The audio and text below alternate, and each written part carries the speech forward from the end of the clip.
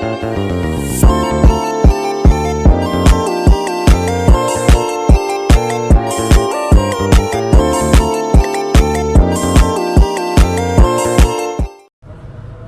everyone, let me introduce myself. My name is Cynthia Aryani, NPM 223111074, class 22B, Study Program Information System, Faculty of Engineering and Computer Science, Universitas Teknokrat Indonesia. Assalamualaikum warahmatullahi wabarakatuh. Di sini saya akan menjelaskan sedikit tentang pengelola ruang lingkup proyek.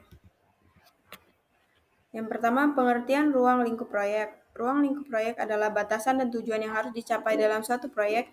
Ini mencakup semua pekerjaan yang harus dilakukan untuk menghasilkan deliverables yang diinginkan. Ruang lingkup proyek penting untuk memastikan bahwa proyek tetap berada pada jalur dan tidak melenceng dari tujuan yang telah ditentukan. Proses pengelola ruang lingkup proyek yaitu proses pengelola ruang lingkup proyek melibatkan serangkaian langkah untuk memastikan bahwa pekerjaan yang dilakukan sesuai dengan tujuan proyek. Langkah-langkah utama yang dalam pengelola ruang lingkup proyek adalah yang pertama, perencanaan ruang lingkup. Tujuannya menentukan dengan jelas apa yang akan dicapai oleh proyek. Langkah-langkahnya menyusun dokumen ruang lingkup, mendefinisikan tujuan, deliverables, dan batas proyek.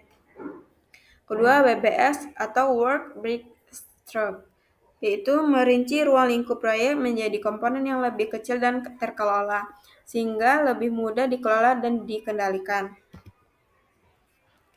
Yang kedua, pengumpulan kebutuhan. Tujuannya menyusun daftar kebutuhan yang harus dipenuhi untuk memenuhi ruang lingkup proyek. Langkah-langkahnya itu stakeholder analysis, yaitu mengidentifikasi siapa saja yang terlibat dalam proyek dan mengumpulkan kebutuhan dari mereka.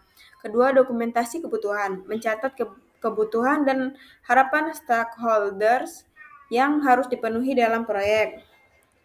Selanjutnya, definisi ruang lingkup. Tujuannya mengklarifikasi, yaitu ruang lingkup dengan mengidentifikasi dan mendokumentasikan elemen-elemen penting proyek. Langkah-langkahnya yaitu menyusun pernyataan ruang lingkup yang mencakup tujuan dari deliverables dan batasan proyek. Kedua, mengidentifikasi apa saja yang termasuk dalam ruang lingkup proyek dan apa yang tidak termasuk. Selanjutnya, verifikasi ruang lingkup. Tujuannya yaitu memastikan bahwa deliverables proyek telah memenuhi persyaratan yang ditetapkan. Langkah-langkahnya yaitu memastikan bahwa pekerjaan yang telah diselesaikan sesuai dengan pernyataan ruang lingkup dan mengonfirmasi dengan stakeholders untuk mendapatkan persetujuan terhadap deliverables yang telah disesuaikan. Selanjutnya, pengendalian ruang lingkup. Tujuannya memastikan bahwa ruang lingkup proyek tidak berkembang melalui batas yang telah ditentukan atau scope creep. Langkah-langkahnya monitoring dan evaluasi. Secara terus-menerus memantau perkembangan proyek untuk memastikan pekerjaan tetap sesuai ruang lingkup yang disepakati.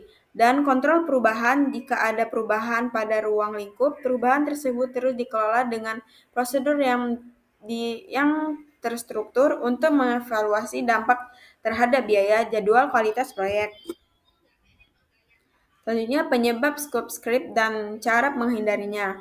Scope creep adalah perubahan atau penambahan ruang lingkup proyek tanpa kontrol yang tepat. Beberapa penyebab scope creep meliputi kebutuhan yang tidak teridentifikasi dengan jelas sejak awal, perubahan yang tidak dikelola dengan baik selama proyek berjalan, dan komunikasi yang buruk antara tim proyek dan stakeholders.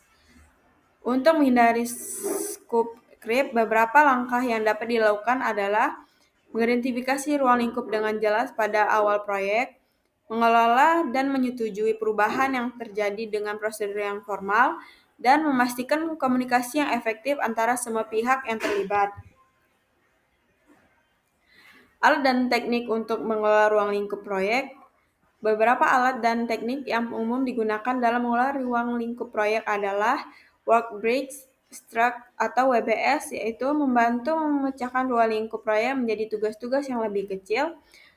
Selanjutnya, rasi matriks membantu mengidentifikasi siapa yang bertanggung jawab, yang harus dihubungi, dan yang terlibat dalam tugas-tugas spesifik. Ketiga, change control system.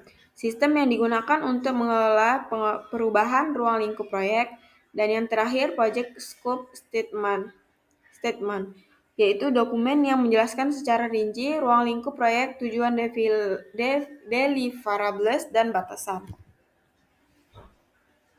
Jadi kesimpulannya yaitu mengelola ruang lingkup proyek adalah proses yang krusial untuk memastikan proyek berjalan sesuai dengan tujuan yang ditetapkan.